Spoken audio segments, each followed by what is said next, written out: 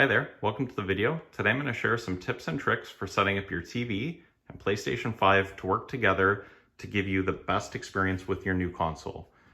So the first tip I have is actually going to save a lot of people some money as well. And that's especially if you plan to use the system not only to play games, but also as a media device. So whether or not you have the system like mine with the disk drive, or if it's just the digital edition, you still may use the system for different streaming services. And if that's the case, you may consider getting something like this right here, the PlayStation 5 Media Remote Control. That could also be a huge waste of money for you. And the reason being is if you've got a newer TV, then there's a feature called HDMI device link. So in my case, I have the Sony XBR 900F, and that does support device link, meaning the remote control with my TV will also work with the PlayStation.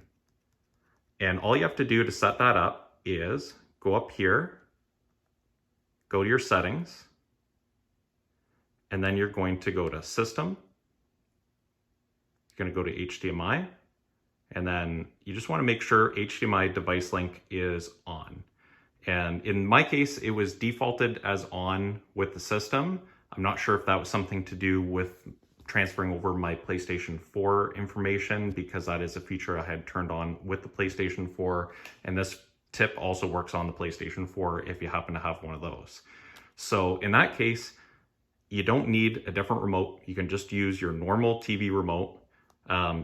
The fact that this is a Sony is not the reason it's working. It will work with any TV that has HDMI device link. That will save you money right off the bat. All right, so I hope that first tip saves some of you money. And if you're not already subscribed to the channel, please consider doing so, because I'll be doing more videos like this to help you get the most out of your PlayStation 5. Now, my next tip is to do with getting the best quality out of the PlayStation 5 to your TV. So what I'm going to do is I'm going to go into settings here, and I'm going to scroll down to screen and video.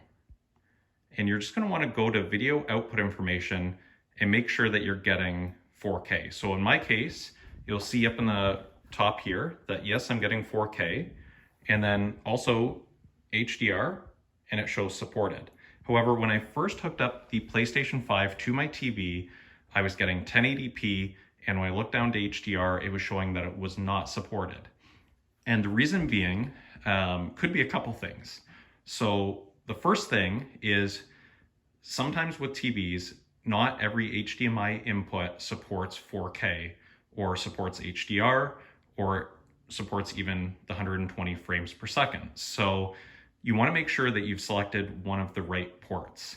The second thing is to do with the settings on your TV. And this one kind of surprised me. So what I'm going to do, so on my remote here, I'm going to go home. And now I'm at the home page for my TV. I'm going to go to settings, and I'm going to go to external inputs. And then down at the bottom it says HDMI signal format. So I'm going to click on that. And my TV was set to standard format. So what was happening was it was not getting the full 4K, and it wasn't getting HDR. So I had to go down and select enhanced format. And then you'll also notice here that it's showing that it's inputs 2 and 3 that support this. So you can find that out potentially on this screen on your TV, but also if you just look up the specs on your TV, you can find out which ports support 4K. And in the case that you have a newer TV, you might want to make sure that it's the HDMI 2.1 port that you're using. Another thing that you always want to make sure is that your PlayStation 5 is connected directly to your TV. You might be tempted to hook it up to your surround sound system unit and then to your TV, but a couple reasons why that could be an issue. One is you're adding extra input lag. So if you're doing any type of competitive gaming, you don't want to have that lag. The other thing is if your receiver does not support 4K or 120 Hertz, then you're not going to get that proper signal. And you're also adding a second HDMI cable, which could cause issues as well. So it's best to take the PlayStation directly to the TV for the best performance. So once I had selected enhanced format, I backed out and I went to the PlayStation.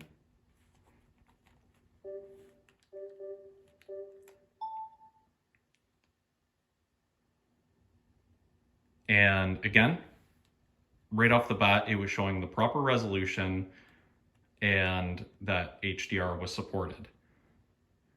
Everything else, you just want to set to automatic because each game is going to work a little different and may not support these features. So automatic is going to make sure that every game is getting the best possible performance. So if you did enjoy this video, please give it a thumbs up. If you didn't, give it a thumbs down. And let me know down in the comments if you'd like to see a video on how the Scuf Impact and Astro C40 work with the new PlayStation 5, or even a video on wireless headsets. I have the SteelSeries Arctis 7 wireless. They work great with the new system. So anything that you'd like to know about the new system, just let me know down in the comments, and I'll see you on the next video. Thanks for watching.